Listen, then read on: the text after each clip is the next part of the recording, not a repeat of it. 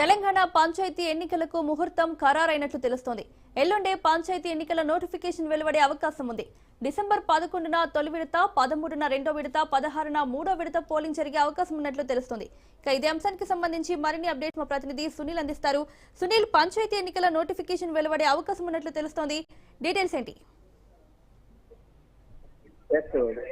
తెలంగాణ రాష్ట్ర వ్యాప్తంగా గ్రామ పంచాయతీ ఎన్నికలు నిర్వహించాలని గత కేబినెట్ లోనే తీర్మానం చెందింది. మరి కాసేపులోనే దీనికి సంబంధించిన అఫీషియల్ రిలీజ్ కూడా చేశారు.